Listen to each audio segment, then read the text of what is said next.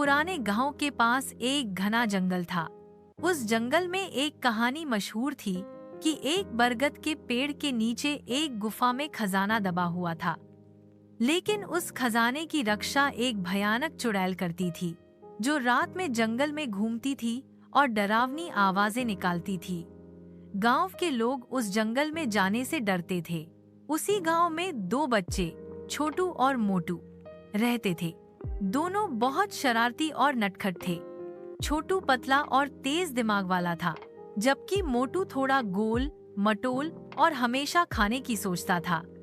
दोनों ने खजाने की कहानी सुनी थी और हमेशा उसका सपना देखते थे।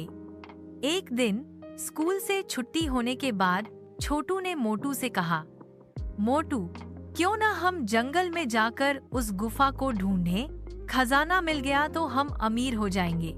मोटू ने अपनी रोटी चबाते हुए कहा, लेकिन अगर चुड़ैल मिल गई तो? फिर भी चलो, मैं अपनी लाठी ले लूंगा।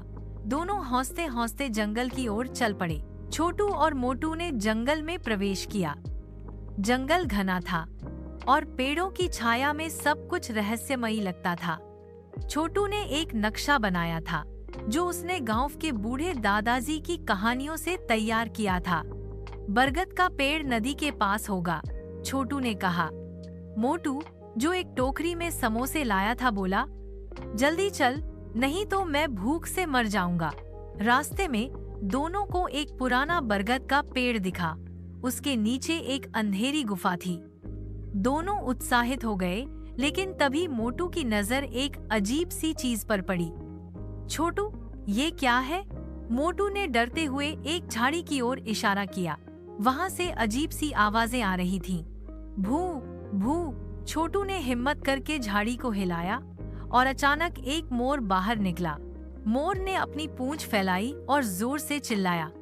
मोटू डर के मारे पीछे गिर गया और उसकी टोकरी से सारे समोसे जमीन पर बिखर गए। छोटू हंसते हुए बोला, अरे मोटू, ये तो मोर था, चुड़ैल नहीं। तू तो समोसों के लिए भी डर गया। गांव के कुछ बच्चे जो चुपके से पीछे आए थे, ये देखकर हंसने लगे। मोटू ने शर्माते हुए कहा, हाँ, लेकिन समोसे बर्बाद हो गए। छोटू और मोटू गुफा के पास पहुँचे। गुफा का मुंह अंधेरा और डरावना था।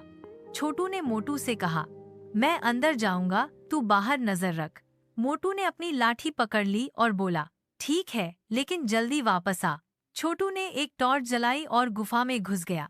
लेकिन तभी मोटू को लगा कि कोई उसका नाम पुकार रहा है, मोटू।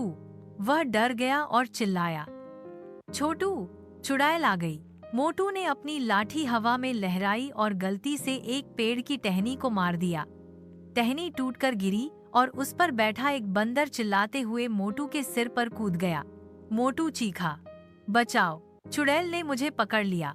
छोटू गुफा से बाहर भागा और बंदर को देखकर हंसने लगा। मोटू, ये चुड़ैल नहीं, बंदर है। तू तो हर चीज से डर जाता है। पास में छिपे बच्चे ठाके मारकर हंसने लगे और मोटू ने शर्म से अपना मुंह छिपा लिया। छोटू ने गुफा में फिर से प्रवेश किया और मोटू को साथ लिया। अंदर उन्हें एक पुराना संदूक मिला। छोटू ने उत्साह से उसे खोला, लेकिन खजाना सोने चांदी का नहीं था। संदूक में पुरानी किताबें, कुछ बीज और एक चिट्ठी थी। चिट्ठी में लिखा था, इस जंगल का असली खजाना इसकी मिट्टी और बीज हैं। इन्हें बो और तुम्हें हमेशा धन मिलेगा।